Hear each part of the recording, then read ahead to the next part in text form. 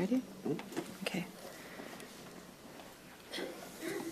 We're going to reconvene into open session. It's at 6:01. Thank you. The City Council met in closed session. With respect to item 1, the Angie Garcia claim, the City Council provided authorization to reject that claim. And with respect to all of the other items on the closed session agenda, there is no reportable action, and that concludes the report. Thank you, Tom. During closed session, call to order joint regular session, 6 p.m., 6:01 p.m. Roll call, please. Councilmember Moore. Here. Councilmember Morabito. Here. Councilmember Nig. Here. Mayor Pro Tem Marquez. Here. Mayor DiFilippo. Here. So right before we do the flag salute, we're going to observe a moment of silence for 9/11 and to commemorate that day and honor the lives of those who passed away. Yeah, we'll leave it at that. So just a moment of silence, please.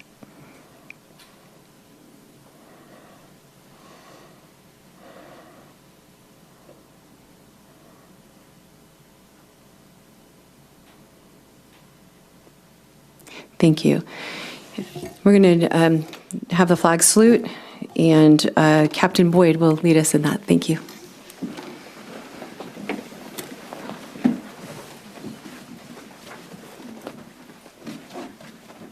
Thank you. Everybody could put their right hand over their heart and repeat after me. Pledge allegiance to the flag of the United States of America and to the republic for which it stands, one nation, under God, indivisible, with liberty and justice for all. Thank you. You're in docs. I am. Yes, thank you. Thank you, Captain Boyd. All right. So first up, we're actually going to go a little out of order on presentations. First, we're going to, oh my gosh, what did I do?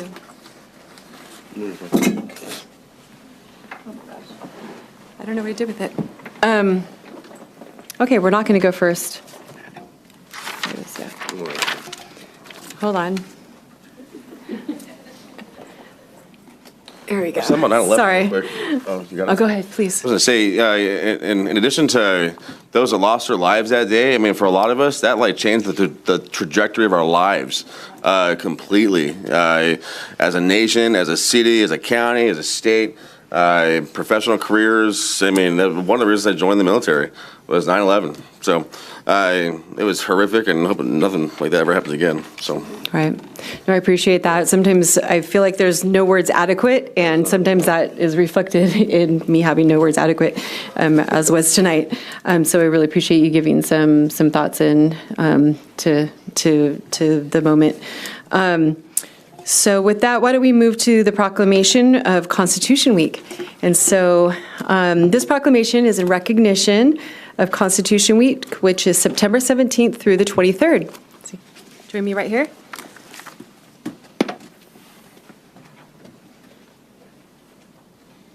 Thank you. Hi.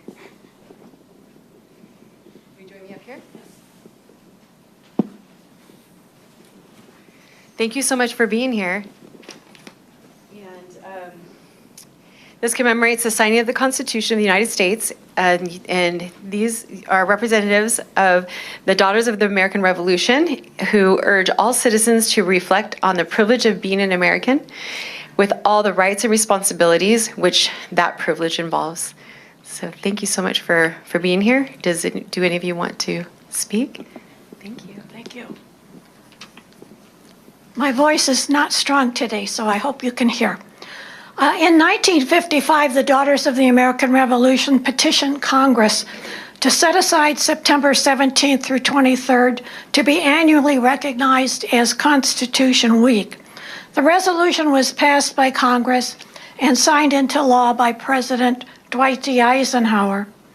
One of the aims of Constitution Week is to inform the people that the Constitution is the basis for America's great heritage and the foundation for the way we live our lives. As we recognize Constitution Week this year, remember what Thomas Jefferson said.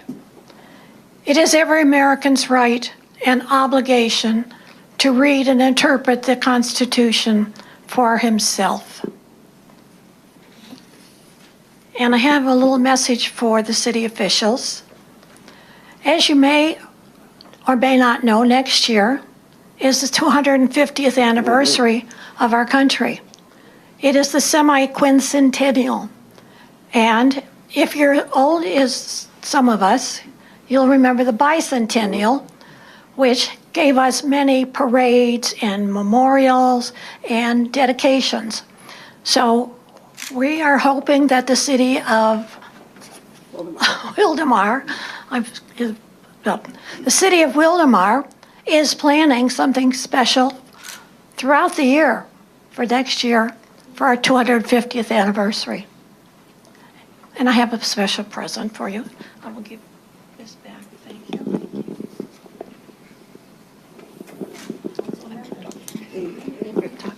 Thank you so much.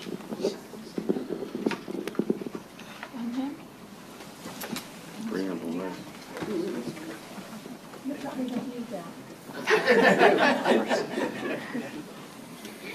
Oldest profession in the books. Is that one for me? Yours is right here. Oh, great. Thank you. Yes. So again, thank you. Thank you. Thank you so much. Can we get a picture with you? Absolutely. Great.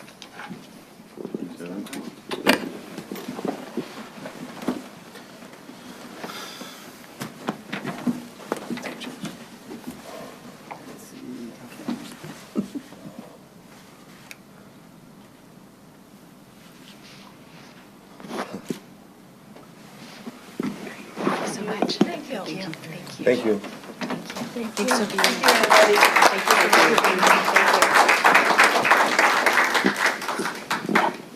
All right, next up, we have an introduction of Captain Boyd. Come on down.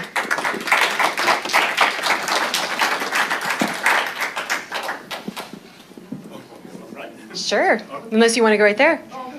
Okay, he's going to go right there. I'll So- be right here. Good evening, Mayor, Mayor Pro Tem, members of City Council, city staff, our residents and guests. Thank you for the opportunity to introduce myself. I'm Captain Mark Boyd, and I was recently assigned to our Elsinore Sheriff's Station. A little bit about myself. I've got a little over 30 years of experience in law enforcement, 27 years, coming up on 27 years of which have been with the Sheriff's Department. I've held assignments in corrections, patrol, investigations, administration, gang task force, and then most recently in the Coroner's Bureau. I commanded the Coroner's Bureau before being assigned over here. So I'm looking forward to the opportunity to serving our residents and partnering with the community. And I'm excited for the future. I think we're going to do great things together. I thank you. I agree. And we're grateful to have you back in the area because you were in this area a few years ago. I was. Yep. And I was able to sit with Captain Boyd and his beautiful wife, April, at the most recent law enforcement awards. And I really enjoyed meeting her and getting to know you a little better. And we're excited to have you in the city. And like you said, excited to do great things here. Thank you. Okay, Captain you so Boyd, much. were you recently promoted? I was not. I was promoted 3 years ago. Okay, I was saying congrats, but never mind then. All right. Still congrats. But congratulations to coming back to Elsinore. Yeah.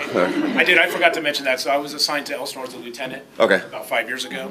And so I had the contract city of Lake Elsinore. So Yeah, I that's- know some of you. Yep. And I've met, but I didn't actually really serve you at that point. It was my partner that was doing that. So I'm actually looking forward to really getting to know you and working with you. Can't wait. Great. Us too. Yeah. We look forward to it too also. Thank you so much. Thank you.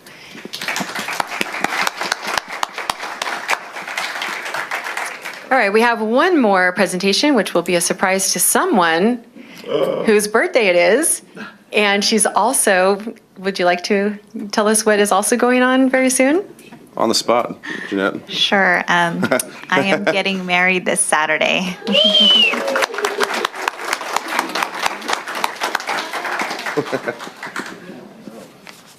Those are pretty. So congratulations, Jeanette, and happy birthday. And we appreciate you and we wish you all the best. And we know it'll be a magical, amazing birthday week and wedding day. And so from us on the council, here's just a birthday card and a little wedding gift. Yeah, no, thank you. All right, and that concludes our presentations.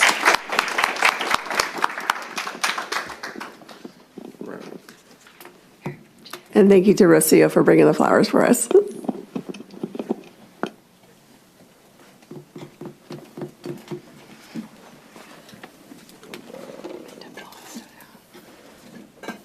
Okay. All right, that brings us to department reports. And we have a flock camera update presented by Lieutenant Reese.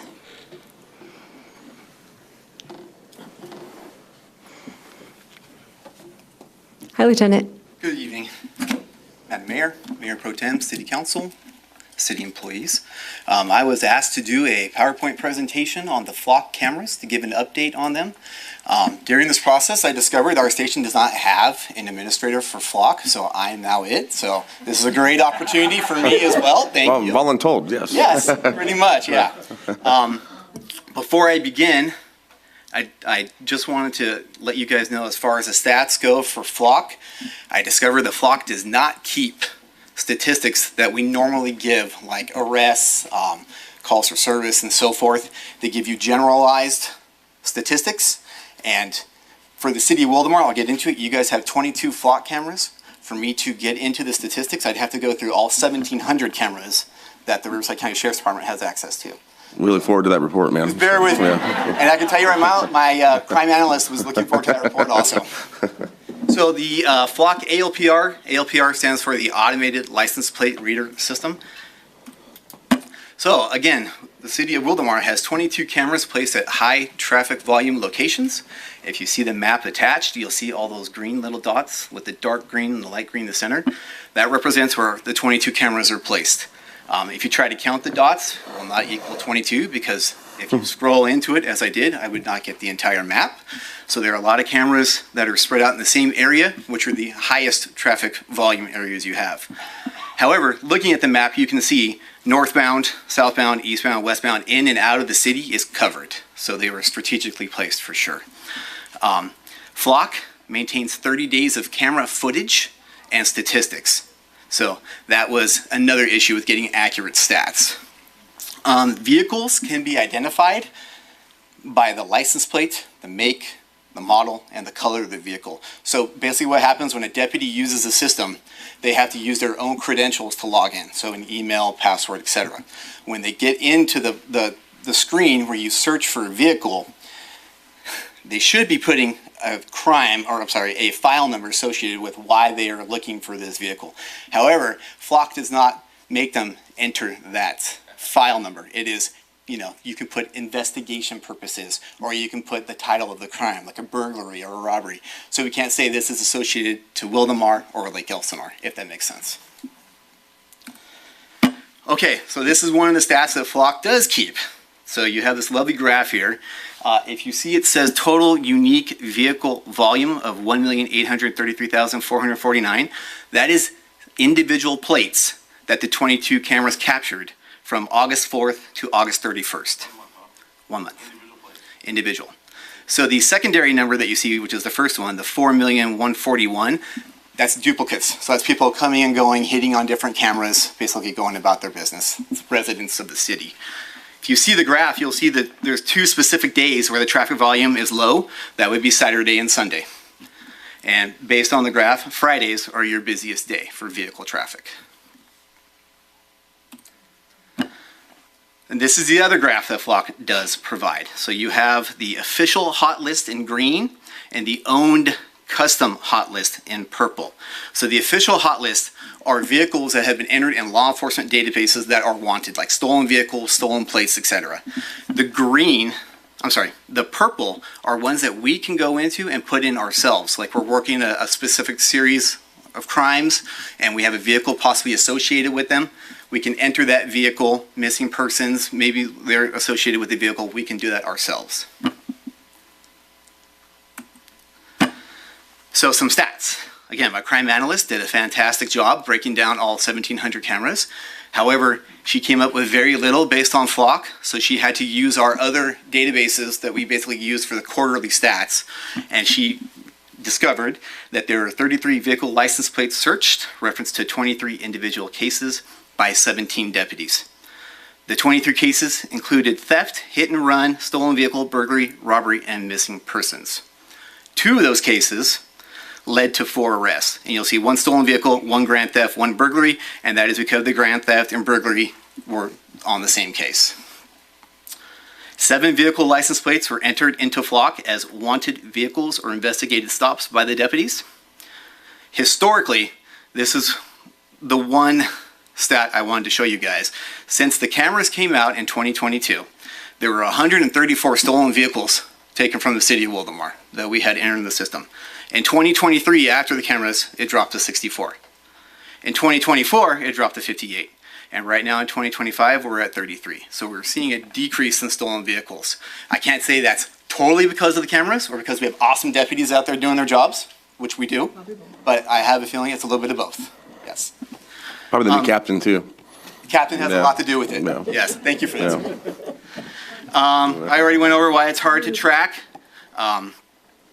Funny enough, since I'm now the administrator for Flock at the station, I had a meeting today with Flock because the city of Elsinore is purchasing 25 additional cameras. So they actually told me specifically, this is for law enforcement use only. Not give your password to somebody else, another entity, it's just for law enforcement. So this vehicle you see here, that is my lovely county car that I have been assigned, and that is my car on a Flock camera. As you can see, these cameras do not have facial recognition capabilities. I mean, you cannot zoom in and see the person in the car. If you try to zoom in the front window, it gets pixelated. You cannot see the person. So, pretty much in a nutshell, that's what I have. I have a question. Okay, great. Thank you. Do you mind hanging out for some questions? Absolutely, please. There you Go ahead. go. The 1 million unique identified license plates, is that just for the city of Wildomar? Yes. Okay, so it seems a little wrong.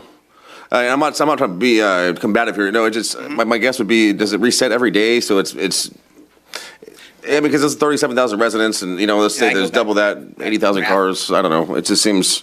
So there's the graph right there. So August 4th, you had a little over 150,000 cars just on that day. On August 5th, Crazy. you had 150,000. August 6th, over 150,000. And those are all unique. Those are all unique, as in it's one plate. It's capturing every car. It's not a wanted car. Okay. Yeah, these are all So it's traffic. 150,000 a day. Okay. Everything. That makes sense. Yes. Yeah. Okay. Yeah. All right. I was thinking.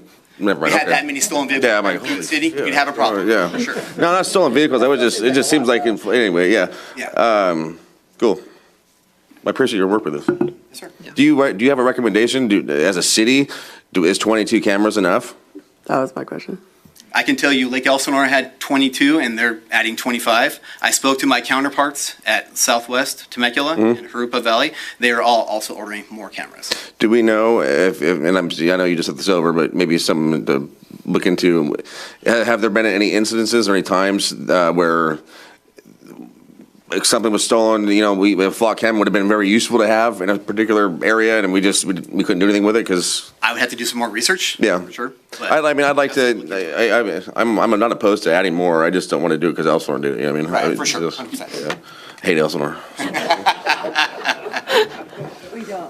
We do not hate We all love of Elsinore. Yeah, I was just joking. I was just playing with it. All right, Joseph? So back to the stats on this, then, is it that, could one car have shown up on 15 of the cameras and so it was counted 15 times? yes. Okay. So the 4 million, I'm sorry, let me go back for you.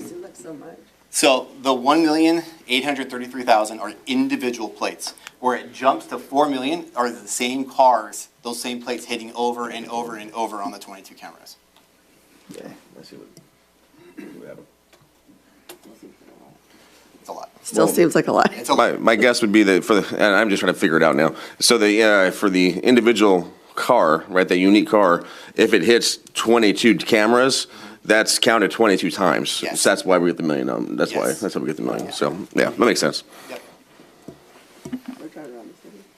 Yeah. Drive around the city. And Lieutenant Reese, if you can just tell us, I think that we just increased the amount of flock cameras earlier this year, around April. I don't know if that's jogging anybody's memory over here. I think we went from 15 to 22 at that time. Does that sound about right? Jason, do you remember? Yeah, I don't remember the exact number, but I do recall we added some cameras. Okay. So, We didn't? Okay, I apologize, I'm wrong. We did not add cameras. yeah, I thought that we did approve. We did Maybe a year increase ago. the contract. Because you have to actually increase the contract to add new cameras. The last time we added flock cameras was about 2 years ago. I remember that. Yeah, it's been a bit. All right. Time flies. Well, one, thank you for now becoming the flock camera admin at the Lake Elsinore Station.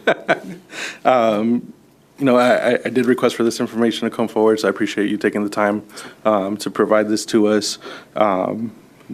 Since the data is only kept for 30 days, I guess I'm just curious, how do you track in your other database? Like, are you guys tagging, we utilize flock camera for Yes. evidence or investigation to come up with the cases that are being supported and aided through the flock cameras? So we do on specifically for like stolen vehicles, we have a new code that the deputies use on their reports that then tracks it in our system for that flock was involved. Got it. Our crime analyst is amazing. She's been at the station for a long time. She was the crime analyst when I had our investigations bureau, and she does an amazing job. And she remembers a lot of these cases because a lot of them are flyers that she makes. So she's like, oh, I remember this one. I remember this one. So she sent me stuff from going back to 2022 for Wildomar. I'm like, that's great. Thank you. Perfect. So. Excellent. Great. The next question I wanted to ask, of those 23 cases, and I'm hoping that the answer is yes, maybe one of those was related to the post off or the mailbox break-ins that we're getting around the city. Can you, I don't know if you've got I don't have information on that specific specifically? cases. I know the theft. I can tell you,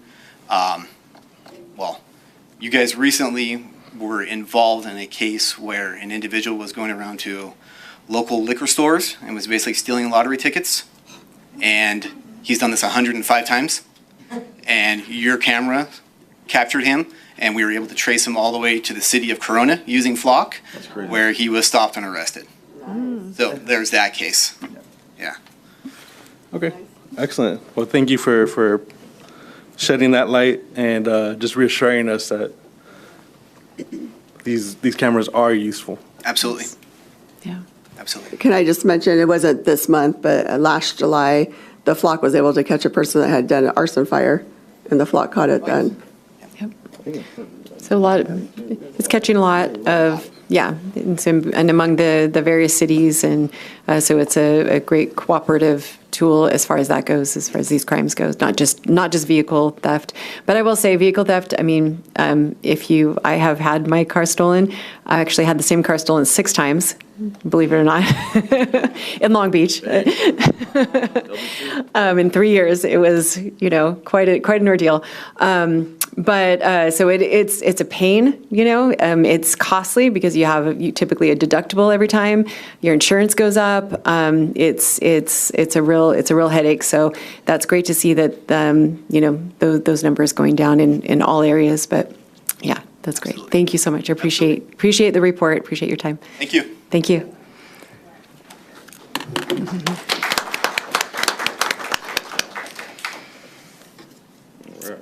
All right, do we have any public comments? Yes, first speaker is Denise Lanier.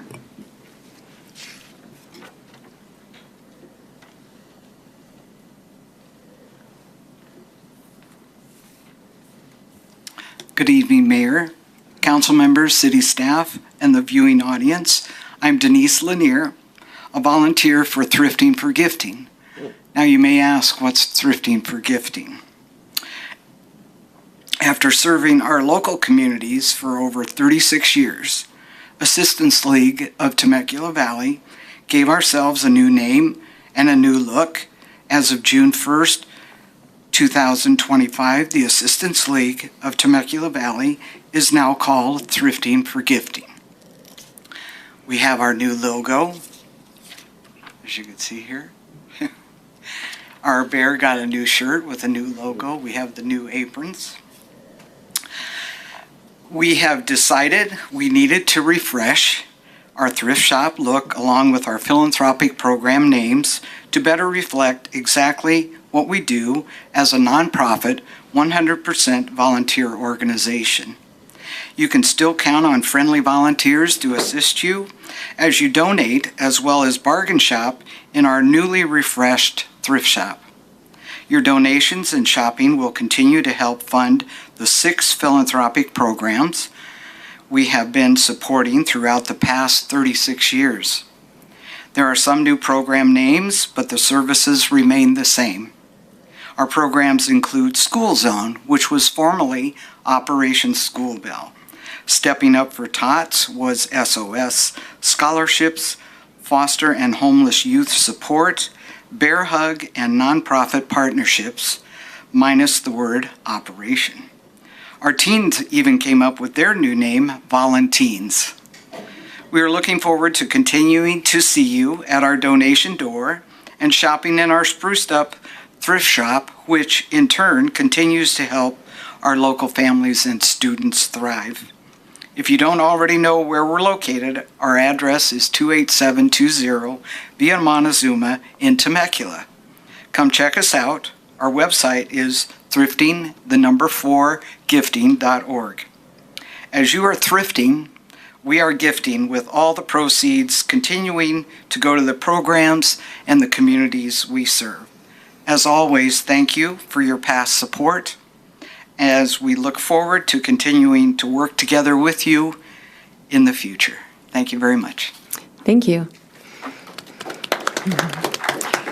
I actually did try to go by Thrifting for Gifting last week, but I was there, I can't remember the exact day, but I was there at noon and you didn't open till 1 that day. So I missed you guys, but I look forward to getting back over there and seeing the new, yeah, thank you. Next speaker, John Hume.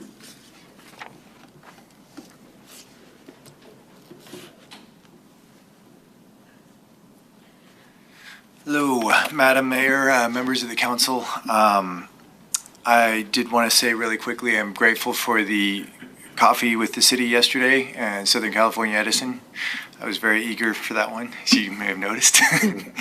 I did want to make a short statement about the Tres Lagos Apartments. I'm aware of, I believe it was SB 35, the housing laws that basically put the Wildomar City Council and the city staff in general on the sidelines in terms of the Tres Lagos development. That being said, I do believe it would be a wise choice and forward-looking to keep a close track, an official record of changes in emergency services call-outs around the Tres Lagos Apartments and surrounding blocks, because our current governor will not be in office after the next 2 years, and whoever the next government may be, I anticipate there may be significant legal battles in the works as more and more cities are confronted with the realities of being forced to accommodate these housing projects, and it would be significant legal ammunition if good stats were kept on how exactly this has affected our city. We just went to Stater Brothers the other night, and the cashier there told us that they've had to start locking up more and more items ever since people have started moving into Tres Lagos. The number of thefts have markedly risen. So we know that not only the emergency call-outs to the apartments themselves and the surrounding blocks, but also businesses in the area are being impacted as well. And I would love to see the city prepare for upcoming legal challenges or legal battles that may be in the future. Thank you very much. Thank you. Any more comments? Yes, Jim McElrath.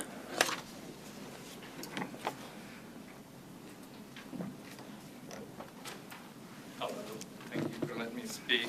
I'm kind of with him due to those Lagos, whatever this is over there, nightmare. Same thing, I've been in the parking lot. It's been there, a month? My wife's been harassed. I don't know, I know you guys' hands were tied, but for Captain Boyer now having to take this on, is there any plan for more police officers or to take control of this? Go ahead and finish your time. Well, okay. And then those flock cameras that he was talking about, there should be at least 20 over there because those people are just already out of control. If they're not smoking pot in front of the shopping center, they're harassing all of us in the shopping center.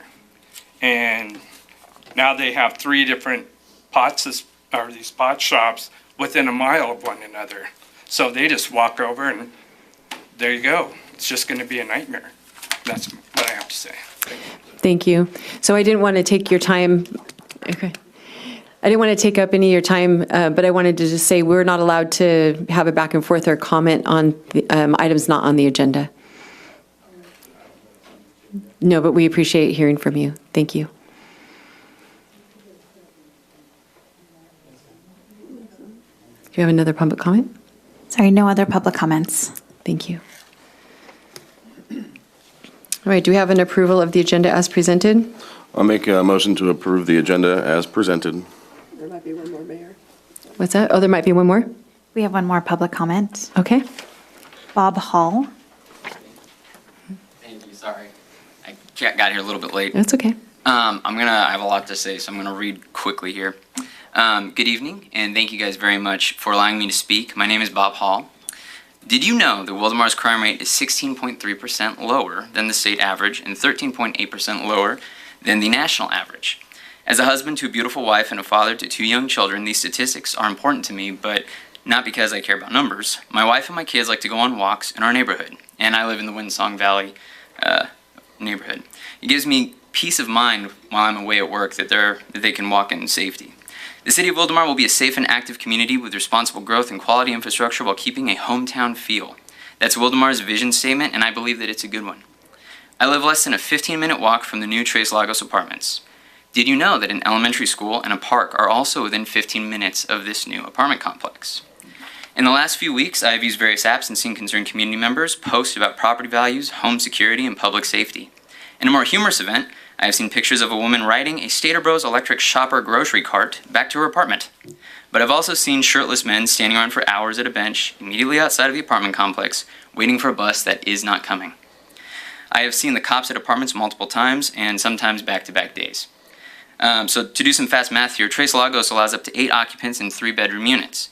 There will be 225 units once all the 3 phases are complete. Phase 1 is currently 89 units with 23 3-bedroom units. So that means conservatively, there is a potential for more than 100 people living in those 23 units alone.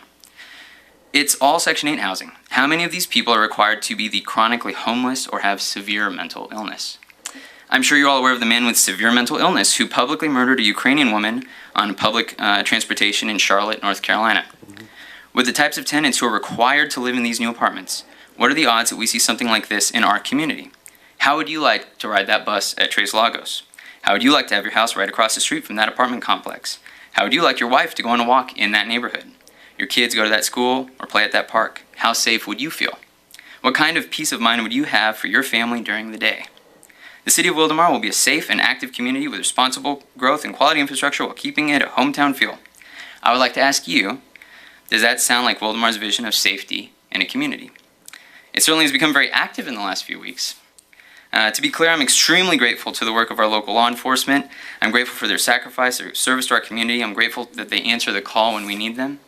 I'm worried, however, that things will continue to escalate and something truly awful may happen in the coming months. There are 2 forces competing in our nation right now, and that's lawlessness and order. I'm tired of the lawlessness in this world, in this country, in this state, and I don't want to see it in my city. I want order, and I believe the community of Windsong Valley wants order. And then there were some great suggestions here tonight, I think, for ammunition against the state in the future. Thank you very much. Thank you.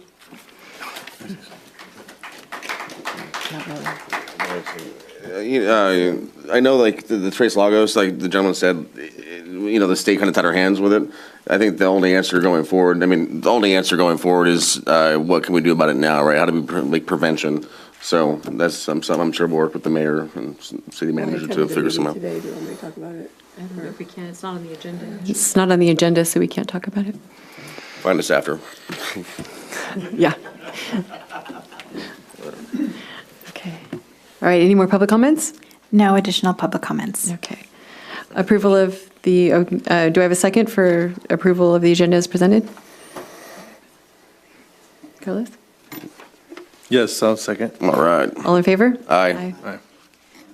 Motion carries 5-0. All right, consent calendar. I'll make a motion to approve the consent calendar. Does anyone want to? Second. We do have public comment on the consent Oh, sorry, calendar yes. as well. Boom. All right.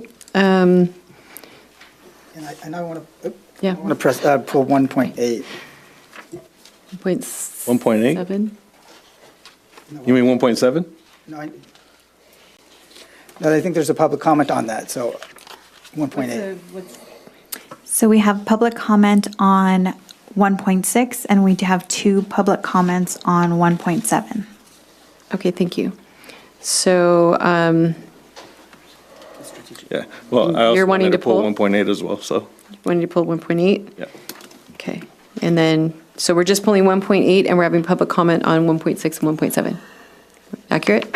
Okay, so we'll go ahead and have public comment. Okay, James Preston Inzy for 1.6.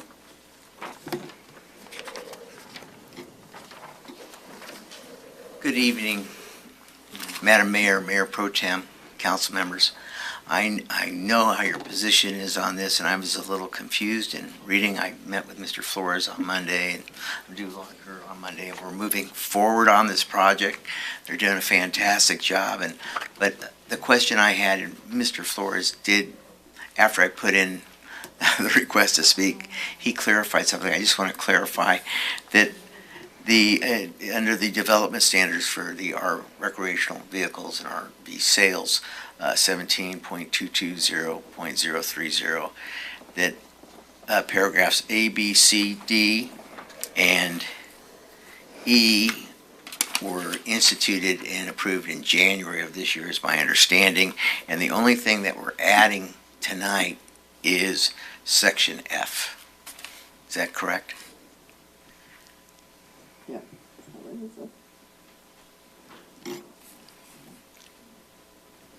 Sorry, I wasn't sure you wanted me to answer. Yes, that is correct. Okay. And I have nothing further to say. Thank you so much and have a great evening. Thank you. Thank you. Next speaker, Jessica Hume on 1.7.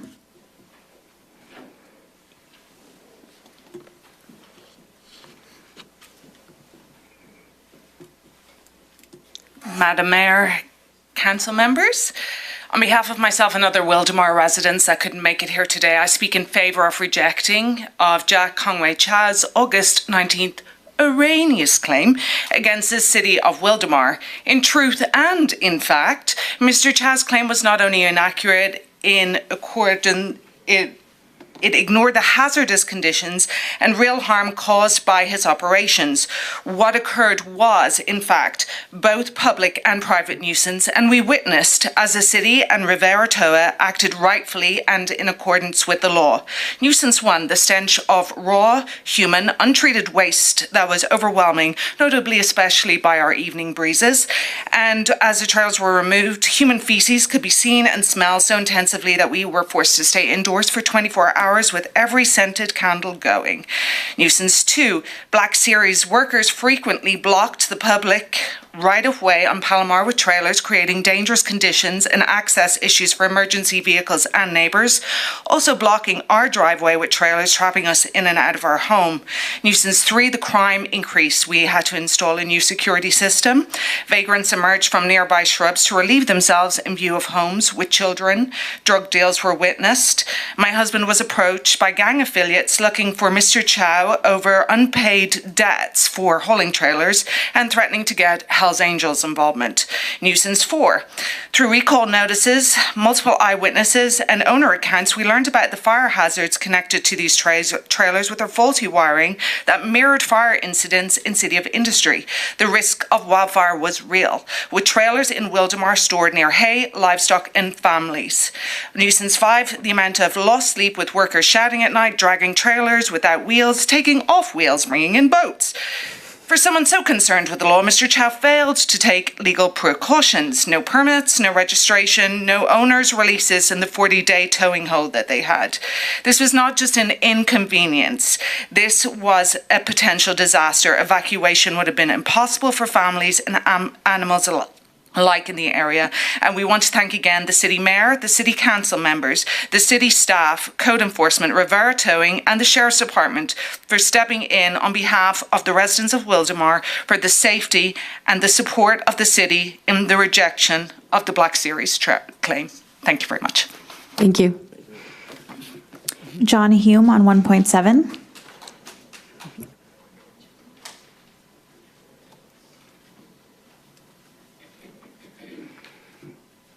Madam Mayor, City Council members, I would agree with everything that she just said, as well as adding the following statements in support of rejecting the claim by Black Series. For one thing, they claim $3.78 million in valuation of these trailers, and whether you use the almost 80 trailers number that they have or what the actual number of 69 that were towed, it represents about a valuation of $50,000 a trailer, give or take. These trailers were heavily damaged. There's numerous photos and videos of the damage of these trailers, both on the news and our own photos, not to mention the fact that I have screenshots of both Black Series official accounts itself saying the trailers sustained significant damage prior to being moved to Wildomar, and Jack himself saying, "Hi, Joe, these trailers are damaged pretty badly by the squatters." So I'm not sure how exactly they got a valuation of $50,000 because that's a new trailer kind of price. I mean, even going online today, I can't find a used trailer for Black Series for more than $45,000. What I saw was that the trailers that were retrieved by them were sold for somewhere between $10,000 to $20,000 a piece, which is roughly a third to a fifth of what they're claiming. Now, in addition to that, they assert that they were not a public nuisance, nor were they about to become a public nuisance. And I went back through their official statement regarding what happened in City of Industry, the timelines and what they did and everything, and compared it to our experience. And what I found was that they employed even less security procedures here in Wildomar than they did in City of Industry. We all know what happened in City of Industry. And watching the lot across the street from us, we saw rarely more than one person at a time there. And these people consistently claimed to not speak English. They avoided confrontation of any type. And the basic problem that we had is that trespassers and squatters don't look for just any fence or any gate to invade. They look for places that have no significant human or animal presence to deter them. And this was a prime example of that. There were no security patrols. There was no security guard hired. There was nothing of the sort. No attempt to secure the location. And in fact, there is a video that was not circulated widely where NBC reporter Alex Rozier caught Jack on camera saying that he had tried to file a insurance claim for the trailers in City of Industry, and the insurance company denied him, saying that he did not try to secure that lot enough. And here he did even less than that. So I'm full support of rejecting his claim and any future potential litigation, which that claim leaves it open on the table. Thank you. Thank you. No other speakers. Okay, thank you. So that brings us to 1.8. So who wants to start? Oh, do we want a staff presentation? Yeah. By Heidi Schrader? Thank you, honorable council members and staff. The item in question is for approval of a request for proposal for a consultant to create a strategic plan for the city of Wildomar. A strategic plan is a roadmap of the city's goals, plan projects to achieve those goals, and performance metrics to determine the success of the city toward achieving those goals. The scope of the services is left fairly open to allow each consultant with experience providing strategic plans for municipal clients to provide their approach. We do provide some key items, though, namely that the process include input from the public, input from council, input from staff, and input from any other key stakeholders. Upon approval of the request for proposal, we will advertise on the city's Planet Bid system for proposals, which will be evaluated with the proposal that meets the city's needs best selected for a contract. And if you have any further questions, I'm happy to answer them. Thank you. Joseph? I'm assuming that putting out an RFP is an easy lift.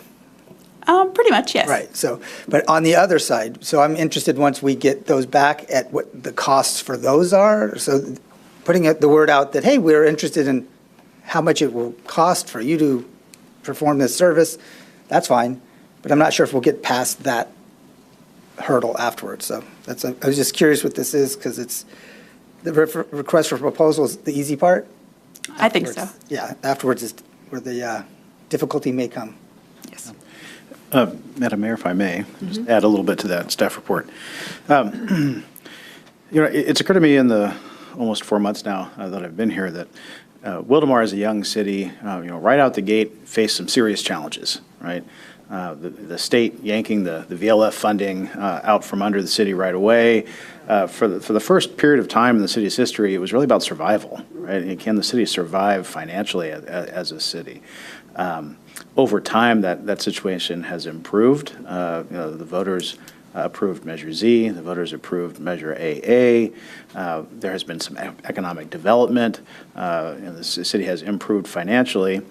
But for most of the city's history, the bulk of the staffing has been contract. In recent years, that has shifted, and we've been bringing departments in-house and expanding service levels to the community. But by necessity, up until very recently, a lot of what the city did was reactive, right? There are a lot of things that we can do as a city in terms of service delivery. A lot of different directions we could go. I often use community services as a prime example, right? Community services varies greatly from city to city in terms of what those services look like. There are cities that keep it fairly small. Kind of that small town home, where we're going to have some parks and maybe some ball fields, and we're going to have some events, and that's pretty much it. And there's nothing wrong with that. That's fine. Other communities go much farther, and they have all kinds of facilities. You could have aquatics facilities, community center, senior center, skate parks, pickleball courts, lots of ball fields. There's really no limit. Performing arts centers, right? And so, without a roadmap, without a defined vision of what the community will look like in terms of service levels, we just kind of go along, and as ideas come up, we say, okay, well, let's go do that. And another idea comes up, and okay, maybe let's go do that. But it's difficult without a defined goal and a defined vision and plan. You risk ending up with a mishmash of programs and facilities that may or may not be really the top priority of the community as a whole. And then once those facilities are built, well, you have ongoing costs, right? You have to maintain those facilities. You have to staff those facilities. Parks are wonderful, but now you have to water those lawns. Water is expensive, electricity is expensive. And so if you're just kind of doing these projects haphazard without a plan that includes a financial strategy as well, you could end up in trouble. So the concept here is to go through a process that's very inclusive of the community, bringing the community in, working with the city, with the guidance of the consultant to help us go through a process of determining what that vision will be, what the end goal in terms of service levels will be. And it's across the board. It's community services, but it's also public safety, right? When the community reaches our ultimate build-out, how many police officers do we think we're going to need? How many firefighters? How many fire stations, right? And just like service function by function, what our levels going to look like. Once we have defined that, we can figure out financially, what does that mean? You know, what are the financial needs going to be to provide those service levels, and how do we get from where we are today to meeting that goal? I think it's an important process for the city to go through. Whether the city goes through that process now or at some point in the near future, I think it's important. It is an investment. It's not an inexpensive process. For a city the size of Wildomar and anticipating a pretty involved and public involved process, I would anticipate that we could probably get it done for under $100,000, but I would anticipate it would probably be somewhere between $75,000 and $100,000. We won't know until proposals come in. But, you know, I think as a ballpark, that's something to look at. I would encourage the council, if you know tonight you just you're not ready to go in that direction or spend kind of that level of funding on this, let's maybe talk about that now, because maybe we don't want to go through the RFP process and take the staff time and the consulting firm's time if they spend the bulk of the time putting those proposals together, right?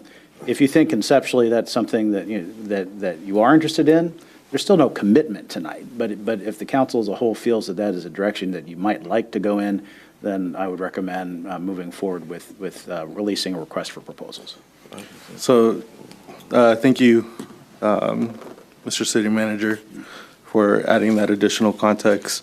I do agree that it's an important process. I do agree that it's something that's needed for us to work towards what, you know, or materialize what this Envision 2040 really looks like. However, for me, knowing or hearing what the potential price tag will be for that, you know, I would like to maybe revisit this after the first quarter budget report to determine if that is something that we should prioritize right at this moment. I'm actually completely the opposite. I love pickleball. I'm joking on that piece. I guess I kind of like it, but I think that this is super needed. I mean, we just did the general plan. This goes in, I mean, I think you hit it right in the head with being reactive with things. It's much better to be proactive. The part that you said that stuck out, Heidi, was the matrices, right? And how we're going to measure ourselves and hold ourselves accountable and what measure of success looks like. I think and you know, he's ballparking a number. Industry, maybe they're hard up right now because nobody's doing anything, right? So maybe it's cheaper than what it is. I think it's absolutely worth exploring and then having that discussion when we get the proposals back. Right now it costs us nothing, but I'm 100% in favor of making it work. I would love to see this, get us down the road, so. Yeah, I'm right there with Mayor Pro Tem Marquez that I like the idea, but it's kind of just right now here, there's a lot of things that the city can face that they need to make a decision now. This is not something that can't wait until after the first quarter to revisit. And then also gives us a chance to learn more about the depth of it and how that would, you know, benefit the city. So. Can I say, like, in my opinion, in order for us to make an informed decision on whether or not we want to do this, I think we want to see what is being offered and provided from the proposal. So waiting, I mean, it costs nothing now. Yeah, sure, wait for the first budget report to decide if we're going to buy it. But in order to see if the juice is worth the squeeze, we have to know what we're getting, what juice we're getting. So I say we go forward with it. I agree with Councilmember Nig, your point that we just did the general plan. Also, we just had Sam Tolles here for a week or so, meeting with him. I'm not sure if you guys all were in there. I was in the Tuesday discussion that we had here, and it was fantastic. I think our city is now timing. You're absolutely right. Those first few years, all we had to do was survive, and we did. And we're here now today. And so now we need to figure out how we're going to look. And I've said we need a community center. We need a community center. We need a Veterans Memorial. These are things that our community needs for our quality of life, and then how we're going to get there. And so maybe we start saving, but if we go by the goals and how we did in the very, very beginning at Elsinore High School, We invited the community to come. We tell us your ideas, and we just wrote them down. We have boards all over, write down all the ideas, and then we gave them dots, and we said, go put out your dots on the ones that you want the most, and the ones that got the most dots that's how we started. That's what we started working on. That's what the community gave us their input. So I do think we need this. Again, it's free right now. I mean, we literally just want to see what be offered, what we look at, what we be buying. And we spent how much on a motorcycle cop? How much the bike we bought? Like $500,000 or something, right? It's something crazy. This, has the tangible hard things to measure. But our community is changing, and to the point of the speaker earlier, it's not just the Tres Lagos. We have 3 SB 35 projects now. We don't know if there will be more. We learned from Sam Tolles, actually half our community is Hispanic. So the community is changing. We need to figure out what the vision we all want. Well, do we need to, Tom, do we have to do this by, individually to approve this item, or? Yeah, you should take 1.8 separately, and then you can take the rest of the consent calendar all together. Do you have any more thoughts to counterbalance or modify based on comments up here? No, I'm not opposed to pursuing an RFP. I just don't want to commit to what that cost is until after the first quarter report. That's fair. Okay. All right, I make a motion to approve 1.8. Second. All in favor? Aye. Aye. That was 5. And I made a motion. Motion carries 5-0. The rest of the consent calendar. And a motion to approve the rest of the consent calendar. Do I have a second? Second. All in favor? Aye. Motion carries 5-0. Guys.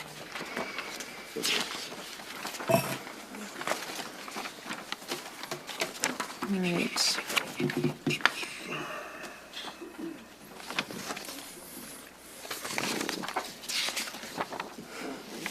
Oh my gosh. All right. Right, general business, item 3.1, presented by Daniel Torres. Yes, good evening, Madam Mayor, council members. Daniel Torres, Community Services Director for the City of Wildomar. Tonight, item 3.1 is the ordinance amendment to Chapter 12.12, and it's related to the city parks and open space prohibits. And so the items are actually brought back from last month, where we actually proposed the language changes. And based on those language changes, again, our main items that we focused on were the standing of unoccupied vehicles and trailers, and also commercial solicitations, vending, and other sales of goods within these areas. And again, these areas are city parks and open space locations. And so based on the recommendation from council, we'll be changing the subsection B.5, which the current language states to leave standing for more than 144 hours any unoccupied tent or unoccupied trailer, except in areas designated for the storage of unoccupied tents and trailers. So the amendment tonight will actually go and be to change that language from on B.5 to state to leave standing overnight any occupied vehicle, tent, or unoccupied trailer. Enforcement personnel may tag or tow such vehicles or trailers suspected of violating this provision. This particular item aligns with Vehicle Code Section 22519, which authorizes local agencies to regulate parking in off-street facilities and on their own particular properties. And so what this amendment would do is then allow us to regulate our properties within parks, so parking lots. Right now, a good example is Marno O'Brien, but as the Boulder Creek Park comes into possession of the city of Wildomar, we have that small parking lot as well. And so what it will do is allow us then to post signs within those locations prohibiting any type of overnight parking. The estimated cost, if we do approve this particular item, will be about $650, and that's for the fabrication of signs and installation of signs that would then allow us then to enforce that regulation. Next, the additional item that would be changed is subsection B, number 13, which currently states, commercial solicitation in any manner or from any purpose therein of, or to sell of any other, to sell or offer for sale any goods, wares, or merchandise therein, or to distribute or to pass out any handbill, advertising matters, or literature therein for a commercial purpose, provided that the provisions of this subsection shall not be deemed nor constructed to prohibit the doing of any such act by any concession operations under the lease granted by the city of Wildomar. And so on this particular item, we'll be changing one particular item. So if we look at the current, it states the last section is that it is granted by the city council. This would then go to be granted by city staff. So it allows us to streamline those particular processes in-house. And so allows administratively the staff to receive any of those requests from the public as long as they fulfill those particular requirements, as we know, is business license, insurance, all those current standards that we have, and it'll be processed in-house, and then we're able then to proceed with those particular leases. What this will allow is then allow us, as mentioned, to streamline these particular activities within city facilities. And then what we would see is an estimated adjustment in revenue that will result in about $1,500 in additional revenue in our facilities. And again, and that is based off of the current request that we've seen. So tonight's recommendation is to introduce and approve the first reading of the ordinance that is entitled Ordinance Number 254, and it is for the City Council of the City of Wildomar of California, amend Chapter 12.12, which is the City Parks and Open Spaces, and which is part of this municipal code. And any questions? Thank you so much, Daniel. Dustin? I'm inherently, I don't like it when Congress gives up their power to the president. And I inherently don't like the idea of it going from city council to staff, but I see the reasoning and the logic behind it. My safeguard or fail-safe from that, if staff disapproves something, how does that person appeal that? Because we're basically, we're the bleeding hearts, right, up here. We want to give everything to, we can to the residents. So, how would they appeal that? There's separate appeal sections in your municipal code. Okay, so if it is denied by staff, that same person, resident entity, whatever, there's an appeal can appeal it to the city council, and then we can trump it if we wanted to, right? Okay, and then I'm okay with it. Yeah. Joseph. There was just one part I found interesting, so maybe you can clarify, because was it about flyers? Is there about distributing flyers? Is that up there? Yes. So, because the part I noted was commercial purpose. So correct. I mean, there's other purposes that people can distribute flyers. Yes, so the public parks are open spaces, right? And so they're able to utilize it in those matters as an open forum. And so we can't prohibit those according to state law or even constitutional. So again, this is particularly for a commercial procedure. Okay. And then, because I just happened to see this interesting video on something like this, but it was more at a farmer's market, but that was put out by the city. So do we have I don't know if it's an ordinance, but do we have an approach? I don't think it's happened here, but where a YouTuber goes there and they're not harassing people, but they're asking questions. I don't know that that's bad, but I've seen where people that have been doing that have been getting strong-armed by the cities in these videos. So have we even talked about that, if that comes about? Because this YouTube man on the street interviews where the claim is we're not a film crew. We're just one person with the camera and the other person with a microphone. They don't have whatever it takes to be a film crew. And it's supposedly, like in Florida, whether, it's gone against those cities. So I don't know, have we even looked at that as a So again, a lot of that will have to do with First Amendment rights. So if someone chooses to come and actually videotape while on site, that is protected. But again, if there are purposely, again, going to film a movie or film something in that manner, then there's permitting processes through there. Yeah. Sure. And I appreciate that answer. So if it was not clear, I would support the rights to do that, assuming that they're not badgering people. But usually the videos that are seen, the person's in the corner and somebody comes up and is willfully talking, but I've seen somewhere others are interfering, even if it's event staff. So even if we've done permits for an event, it's still, if you hear this argumentation that was suggested on these videos, that even though it's permitted, it's not necessarily private property. So I don't know if there's a time where it would switch to where, because I would think that at some point, if we had a property that we could rent out to a wedding, we wouldn't want somebody like that. You would think you would exclude that. And I know that's a lot of chat for something that's probably not going to happen here, but I've been watching that on these videos. Yes, correct. So if someone does rent out the facility, then it's that particular area is then permitted for that particular purpose. Then violations of not being able to observe that then follow the enforcement process. Interesting. All right. Thank you. Bridget? Carlos? Okay, thank you. Thank you so much, Daniel. All right. Oh, yes, public comments? No public comments. I'll make a motion to approve item 3.1. I'll second. All in favor? Aye. All right. Motion carries 5-0. Thank you. That brings us to item 3.2, presented by Emily Wolf. All right, let's see it. I like the hype man. I appreciate that. All right. Good evening, Council. Good evening, Mayor Pro Tem.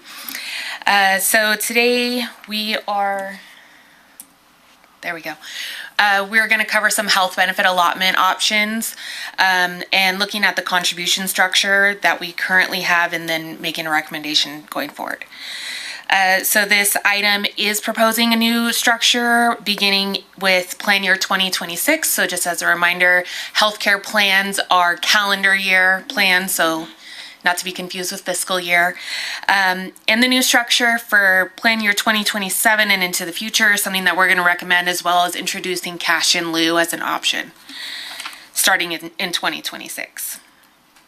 So just a short little background, the city contracts with CalPERS for medical insurance, and this allows us to get a pooled rate with a larger group. And the city provides a health benefit allotment as a mechanism to offset employee costs. Staff periodically reviews the allotment to ensure that the city remains competitive, but also fiscally responsible. So as part of this, we are recommending the adoption of a percentage-based health benefit allotment moving forward. That way it'll standardize contributions and provide clarity in the future. Here we can see that CalPERS provides several different options for health insurance, with the most common provider chosen by employees is Kaiser, with Kaiser being used by 41% of the employees. The enrollment tiers are based on coverage levels. So this is a breakdown of those. 55% of our staff uses employee-only coverage, 11% do employee plus one, 26% of our staff have full family coverage, and 8% either waive their medical coverage or are ineligible because they're part-time. All right, so staff is recommending transitioning from a flat dollar amount that we currently use for plan year 2025 and moving to a percentage-based model. This will make sure that they are proportionality to the actual premiums rather than just arbitrary flat costs. We're recommending council make no changes to employee-only coverage for year one, which is plan year 2026. Set the contribution rate to 85% of the premiums for employee plus one, and set city contribution at 70% of premiums for employee plus family. In addition, staff recommends providing the option for cash in lieu in the amount of $250 for employees that are waiving any coverage at all. So they would not be utilizing any allotment for any type of coverage. All right, so here you can see the flat dollar amount difference in the contribution between the current year, 2025, and next year, which is 2026. Currently, it's $1339 for employee only, so that will remain the same, like we mentioned, for 2026. And going from, again, the flat rate for employee only and family and making it percentage based. So for this year, for 2026, that amount will equate to $1,785 and $1,919 respectively. How are we getting that percentage number? So initially what I'm hearing is we'll pay 85% of the plan. So if a plan is super premium, $100,000 a year, we're going to pay 85,000 of it. I'm so glad you asked. Okay. So Cool. we're actually, here you can see what the plan costs are. And in a couple slides back, I saw the Kaiser. Yeah. So we're going to be basing it off of Kaiser. Kaiser's, are we basing it off? So am I right to what I say? It's 85% of the plan itself?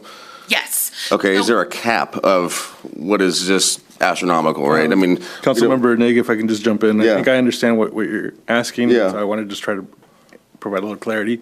So they're basing the percentage will be based only off the Kaiser plan. So if you elect on a more expensive plan, you're not going to get 85% of that. It's going to be, yeah, all right. Gotcha. So we're going off of what the majority of the employees use. Correct. Kaiser, not Kaiser Blue Plus. It's just whatever they're, okay. Correct. So we will, Okay. going forward, we'll be basing the 75 and the 80%, the 70 and the 85% on the Kaiser rate that's provided by CalPERS. And that's pooled still. So it's a competitive rate, yada, yada, yada. Okay. Exactly. Okay, that's fair. Exactly. So this is just an example of what an employee pays out of pocket what is covered by the allotment in 2025 versus 2026. And the allotment, the 85% and the 75% also incorporate dental and vision. We only offer one dental and vision plan, so that is incorporated into that as well. In addition, CalPERS requires that we that the city provides a what they call PEMCA minimum. So each year CalPERS sets that and says that, in addition to any allotment, you must provide a minimum PEMCA contribution. And so that will be included as well. That will be in addition to the allotment. So what am I looking at right here? Okay, so this is the monthly cost. So in 2025, for employee only, we'll go straight down on the left-hand side. The medical cost is $926, dental is $57, and vision is $7, for a total of $991 to cover employee only at Kaiser. Okay? The allotment is $1,339, so that provides a coverage of 135%, which Total room. for employee only. They can use that additional amount to provide additional accidental HSA. coverage, yes, flexible spending, Yeah. things like that. In 2026, we start to change it up a little bit. And so you can see that we're actually going to keep the employee only the same. That's right. Go to the next one. Yep. So you can see employee plus one, Okay. right? So employee plus one employee plus one shows that in 2026, right? So the cost is $1,938, $141 for dental and $21 for vision. Add that up, it's $2,100. The city is contributing $1,785, which is 85%. And then with the employees, the employees paying per month that 15%, right? Exactly. Pre-tax, so they're saving some money too. More Right. money in their account. Okay, cool. Right. Okay, so this is just another way to show you how much is being paid based on employee only, employee plus one, employee plus family. You can see the difference all the way to the right-hand side versus the current allotment, what we're changing to, and then the difference. So it shows a cost savings of $9,000. And then this is the allotment that we are going to recommend moving forward after this plan year. And so it will go to employee only being covered at 100% rather than that flat $1,339. This gives the employees an additional amount of time to just adjust their budgets to get in line with what they're looking for. So you see this $185.70, so it'll be 100% covered for employee only. And then again, the 85 for employee plus one and 70% for the family coverage. And that provides a savings. So that'll be the structure moving forward, right? As the recommendation, 100%. So that way our employees who are covering just themselves, they'll be covered 100%. And then, just so I'm understanding it correctly, the cash in lieu of, if they decline health coverage altogether, they still get $250 added to their paycheck, right? Exactly. Cool. All right. Exactly. And they just you must provide, obviously, proof of insurance through Yeah, whatever. a viable plan, Yeah. right? So a spouse or another line of coverage. Obamacare stuff. Yeah.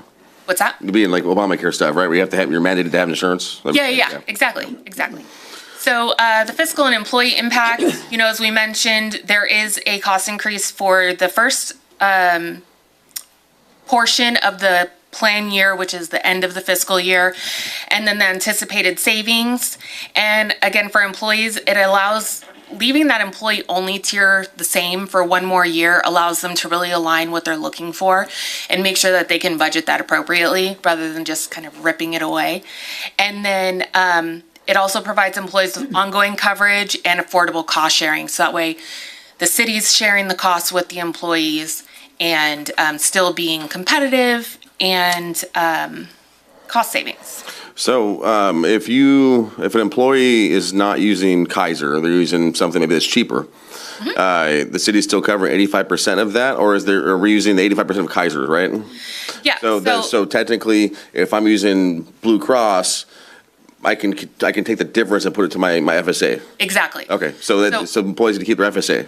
Yep. So if you back to this screen here, you can see for employee plus one, it's $1,785. It's 85% of Kaiser. If you select 110%. What's that? It could be 110% for on a Right, particular plan, because it's right? a lower cost plan. Then Gotcha. you can use that towards other items. Cool. Okay. Whether that be FSA or accident coverage or something along those lines. So it gives you options. Yeah, it's really cool. Yeah. I think it's unique. Cool.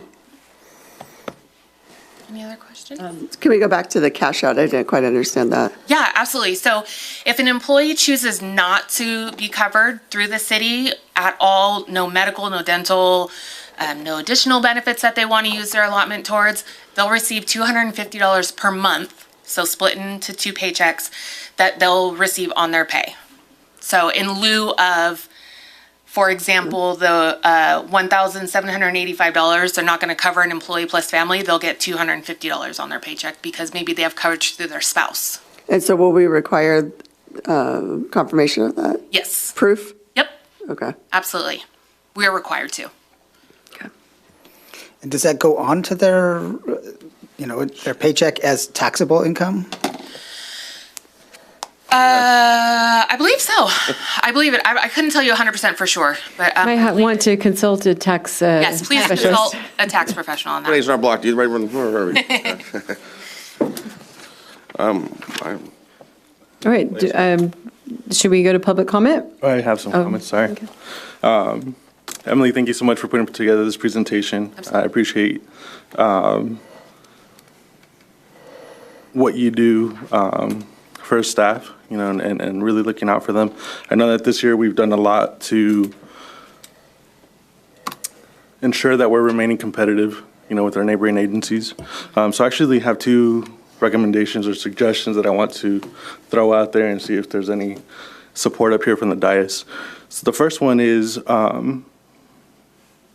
I did some comparisons just to the cash in lieu options with some of our neighboring agencies. I think that $350 would be better. If we want to stay percentage tied to a percentage, then I would suggest 30%. That would be about $402. So I guess what I'm throwing out there is either a flat amount of $350 instead of $250, and if we want to do it percentage based, then I think 30% would be fair. It's still 30% of what? Of the plan cost? employee only Employee-only plan costs? Plan costs, yeah, so that cash in lieu, so we'd still be saving, as a city, 70% of the employee costs. So there'd be some savings still coming back to us, but I think that would be fair. The reason I'm suggesting this is, over the last 2 years, whenever we talk about the benefits, one of the things that we have done is reallocate any of the budget surplus, or the budgeted balance to assist with the Employee Plus One and the Employee Plus Family. So I actually want to recommend that we continue to do that. So if we do see that we have even more savings, with folks that are choosing to take the cash in lieu option because they have insurance through their significant other, since we've already budgeted that we spread that out for the use that we actually already allocated for. So it's not giving any additional funds. That would fluctuate year by year, and correct. However we end of the day, however it's divvied up, I don't care. Yeah. But I think I can get behind the 30%. If it's like $400, I can get behind that as long as it doesn't mess numbers up. Yep, so it would be a flat amount determined each year based on that percentage, if that is the route you wanted to go. And then speaking to the additional balance and allocating that, again, as you stated, it would not be any additional funds. It would just be whatever is budgeted and unused. And we would be able to find that out as soon as open enrollment is closed, calculate that out, and within a week or two be able to determine an amount that can be added into addition for Employee Plus One and or Employee Plus Family to help with additional costs. But then keeping in mind also turnover and attrition, stuff like that, right? So, I mean, you might have to Right, so that's have a usually, reserve or something. But yeah, a lot of times that's calculated in when we are counting on new staff and things like that. Cool. All right, So I haven't seen that before, the cash in lieu. Oh, okay. I mean, are there any other companies I work for? It's pretty common in public sector. what I do, like in a private job, is a lot of times an employee will ask me, "Well, if I don't take medical dental, can I have a raise?" So that's kind of like that's where usually you see it, right? I'm not gonna take medical dental, I'll give another $5,000 a year, and then it's called good. So. Yeah, it's just, we're just actually just potentially naming it, that's all. I can maybe address that. I think the idea is that it by offering a payment in lieu of insurance, it disincentivizes employees from maybe double dipping on their insurance, right? So, if for example, you have a spouse and you have your insurance through spouse, some employees, well, why not just take the city's insurance as well? Because it's given to me and, I'm doubly insured. So by offering the payment in lieu, it's kind of an incentive for people who don't need the city's insurance necessarily to opt out, which just saves the city money, which is the concept. Yeah, because if we didn't offer that, technically we're paying another $2,000 per employee, regardless. Right. Yeah. But no, on the private sector, that's usually what happens. But so actually, that's the only way to really save us money is to do that. If we don't offer that, then we're offering everyone insurance, and then we're spending $2,000 instead of $300 Right. a month. So essentially, we're simplifying it because every year the costs go up. I thought I'd heard on the radio that it was healthcare costs were supposed to go up a horrible amount. So I asked my friend ChatGPT, and he told me it was only 9% this year, which is still way beyond 10%. That's crazy. Yeah, way beyond inflation rate. So, and so then the question would be, do we want to cover the employees or not? And since the answer is yes, instead of having to go through this every year, knowing that there's going to be something that's outpacing inflation, that it makes sense to come up with this mechanism, I guess. Yeah, we're always kind of. I think we've done pretty well about taking care of the city staff as far as making sure, at least what they're getting paid, that $400,000 a year that we pay every employee. I'm just joking. That purchasing power stays the same every year. With the cost of living increases and whatever it may be. I think it's we do care. So yeah, I'm in favor of this. So, and with Carlos's amendment. Yeah. Well, I'll make a motion. I'm in favor, and I appreciate you bringing this forward. We do need to still go to public comment, but. I do have Tom, if we're going to make the amendment, do we need to change everything? Do we need to change the resolution? We can, you can just take the amendment verbally, and then we will go through and amend the resolution Okay. in writing. All right, so You can motion- amend. We have not taken public comment yet. I thought it was done. No public comment. Okay, now we can My go. bad, I thought we. It's okay. I get it, I'm getting all excited. I'll make a motion to approve 3.2 with the amendment being 30% Cash in lieu. cash in lieu for the, cash in lieu people. And then, what was the last piece? To reallocate any of the. Yeah, the budgeted reallocation funds piece is spread to the across. employee plus one employee plus family. That's very clear and precise, right? We're good. So, That's good. All right, good job. well, that, but, you know. He's just writing these on the fly. I love So I'll it. second that. All right, all in favor? Aye. Thank you. That's cool. Thank you. Carries Well, so that's 5-0. pretty good. I think it's really cool. All right, thank you so much. That brings us to council communications. Joseph? All right, I made some brief notes. So with RCA, the Riverside Conservation Authority, we met Friday in Temecula for a workshop. And in the end, and part of the workshop was to try to massage this 20-year plan. And we had consultants who really got deep into this plan. And we, again, just to keep this general, there's something known as the Hans process, which if somebody's land was designated as habitat, but then they want to develop it, then somehow the agency had to purchase it, which is great. That's how it should be. Except for then there's some loophole in there where it was being abused and land that really wasn't going to be used was said to be used, and then they were getting like crazy top dollar for this land that probably would have just sat there. And it wasn't habitat. Some of this was against the freeway that had been completely disturbed. So we thought that was the deal. We got to get that fixed. And it turned out that that wasn't the problem. So anyway, the long story short, with all this at that, where the agency is moving forward. And then my question was, why don't we have people on staff that know as much as the people, the presenters who kind of did a deep dive? But I guess that has something to do with not wanting attrition at an agency. All right. At RCTC, so the big takeaway is, they are going to be doing the 241 to 91 flyover from, I think it's, if you want to remain in the toll lane, because I believe the 241's it's all toll, but if you want to then just go to the regular 91, that's already there, but fly into the toll lanes on the 91 is going to be developed and then built.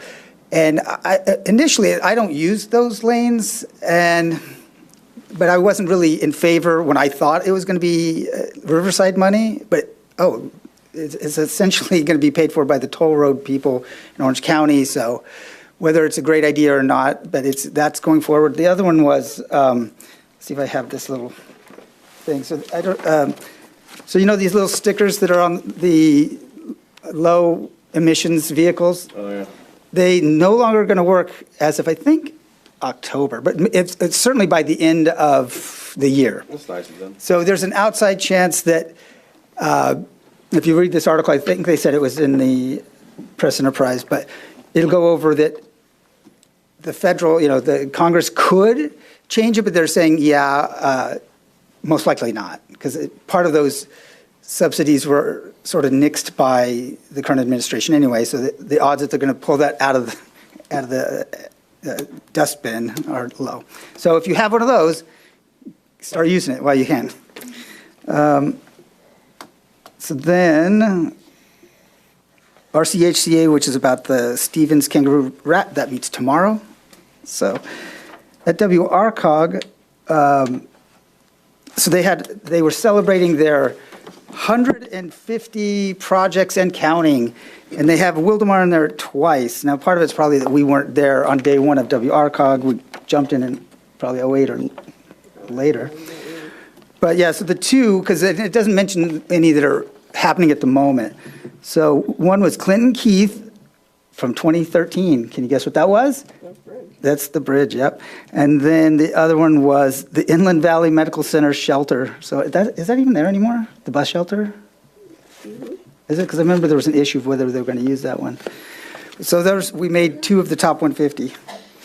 But also at WRCOG, I don't know if this has come down yet, probably because you guys have meetings with them, but whether for the streetlights, that whether Edison is going to try to raise the rates by like 46 or 47% on our just the streetlights that we pay. So That'd be purchased?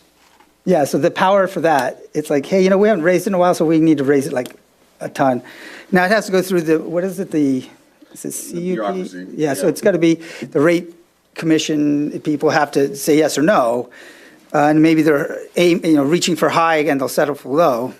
We'll have to see. I know that we, at the League of California Cities meeting, which was 2 nights ago in Murrieta, we were harassing the new SCE rep, Andrea Mayers, about it. But she's only been in the job 3 weeks, so she couldn't roll it back. But that's pretty much my report. Okay, I'm going to put in I only have one picture tonight. That was from 2 nights ago that Joseph just mentioned. I think it'll come up. There it is. And I love the mayor. So our new Captain Boyd was there. He was sitting at the Elsinore table, though. So Elsinore. Right, that's interesting. Noted. Can you make it bigger or no? I don't know. So anyway, he was introduced at the Elsinore table, and then our mayor said, Captain's so nice, we have to introduce him twice. So that was really cute. So we got to introduce him for the Wildomar table as well. Also, our interim city manager is there. We have David Matza from Kaiser, and then our council members. Okay, that's it for the pictures. And then for RTA, I just wanted to give an update. For July 2025, there were 469,915 riders, and that is actually up 2% from July 2024. So RTA is really being used. And met with a lot of developers. Lately, it's been very busy. They've been calling us, trying to get all their projects. So thank you to staff. I know they've been calling you too, trying to get all the packs, everything going. And then I did have a meeting today, so I know the one gentleman or a couple people were speaking about Tres Lagos earlier. Was on a call this morning. You probably should get the information for the next one. And so I just want to let you know that RSO and our code enforcement did meet last week at Tres Lagos. I've been out of town, so I have nothing to report, but I'm happy to be here. All right, and I just want to give a quick announcement or promotion. I'm sure we'll see some social media content come up, but just a reminder to the community, next Friday we have Mariachi Night at Marnell Bryan Park from 7 to 10 p.m. That's it for me. Thank you. I'm going to keep it really brief, and then I'm going to close out I guess I won't do that yet. I'm going to keep it brief because I have something else to say before we close out the meeting tonight. But I don't want to skip over that we had an amazing student of the month from Wildomar. Her name was Cassandra Kalug, and just an incredible young lady with amazing accomplishments, and we're going to see big things from her. So I couldn't even begin to explain all of the things she's already accomplished. She hasn't even graduated high school yet, along with 2 other recipients from Elsinore High School that are not Wildomar residents, but fabulous event, outstanding students. And with that, will come back to me later with a bit of a statement before we close. So do we have a city manager report? Yeah, thank you, Mayor. Just one thing that I wanted to comment on tonight. I want the community to know that on the topic of Tres Lagos, we hear you. We absolutely share the frustration at the risk of really stressing out our city attorney.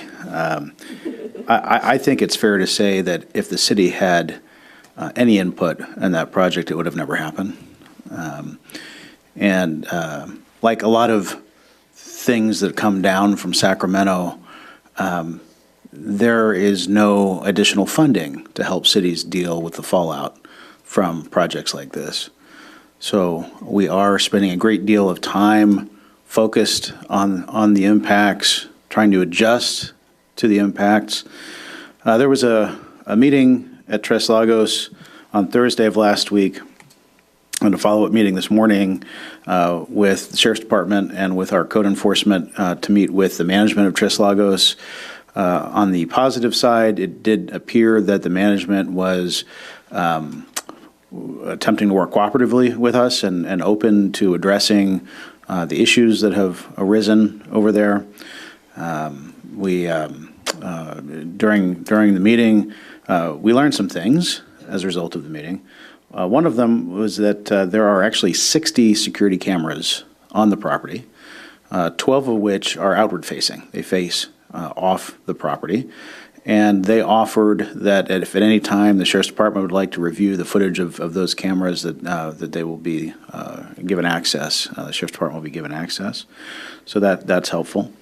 There's a community room as part of the project. They offered that room for the Sheriff's Department's use if the department ever wanted to set up kind of a substation or work out of that space while addressing issues. We know that smoking outside the fence has been an issue. They conveyed that there is a plan to have areas within the property to accommodate smoking. Ultimately, their plan is to have one of those areas for each of the 3 phases. So we ask that they expedite creating some space within the property for smoking, and they agreed to do that. So, we're watching it. We're in regular communication with the management of Tres Lagos. We don't have unlimited funding. I wish we could. Increase our contract with the Sheriff's Department to respond and maybe assign a deputy just right in that area. It's extraordinarily expensive to do that, but we're doing our best to adjust, and we'll continue to do that. Have spoken with the Sheriff's Department to see if we can start tracking calls for service that are resulting from the project. There's a great suggestion we heard tonight to keep in mind that there might be litigation at some point as cities throughout the state grapple with these issues. So just want the community to know that we hear you, we share your frustration, we're actively working on it, and we're going to do our best to keep the community safe. Thank you. Any future agenda items? Yes. Joseph, then Bridget. I do appreciate that, Mr. Interim City Manager, a lot. My future agenda item is dealing with loitering because there are people that just are there outside the gates, and as you mentioned, they have recreation areas on the inside. I don't know what it can take to encourage them to use their own facilities or not, and I know that we can't spot zone or spot ordinance. So if we had a preliminary report from you, so not staff, but if you were able to dig around, like what are the unintended consequences of going down the road of anti-loitering or whatnot, so we would realize whether that's a good idea or not to even go the next step, and how that might look and how that would affect the city and whatnot. I appreciate that. Can I go back to council communications just 1 second? So I'm happy to say that, remember we were working on the park safety upgrade for the foam mat, so it did pass the safety test today. Okay. So we'll be planning a ribbon cutting. Okay, so for each of your agenda items, there is actually a new ordinance that put some teeth into code enforcement, and this is for residential sober living homes. I just attended the Murrieta City Council meeting on Tuesday night, and this is because of a case that was in Costa Mesa, and Costa Mesa won their lawsuit after 12 years. And so I want to see if we can put that into, and this is for sober living homes for 6 beds and under, and not violating their, because they are considered disabled, so it's not violating their housing rights. But it does give us some more information that is needed regarding these homes.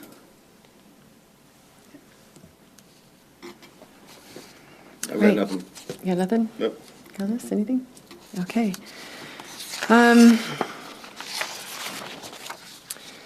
So tonight, as we adjourn, so I did make a few notes, so I didn't want to risk not having my words come to me again tonight. Coming into this meeting, these meetings today had a lot on my mind, and As many of us today, we're coming into preparing for tonight, learned of the shocking and tragic assassination of Charlie Kirk. This is not political. Soon after the announcement of his death, I heard a chorus of definitive bipartisan denouncements of his assassination and the assassination of political violence of any kind. We would like to join that chorus and emphatically stand against the political violence of all kinds. We must always protect and preserve ours and others' First Amendment rights, including our First Amendment, or including the right for political speech, which Mr. Kirk dedicated his life to, and perhaps ironically lost his life exercising. Our hearts go out to all who loved Mr. Kirk, to those who witnessed this tragedy and the pain and suffering that they will endure having witnessed it. And we close this meeting in his honor.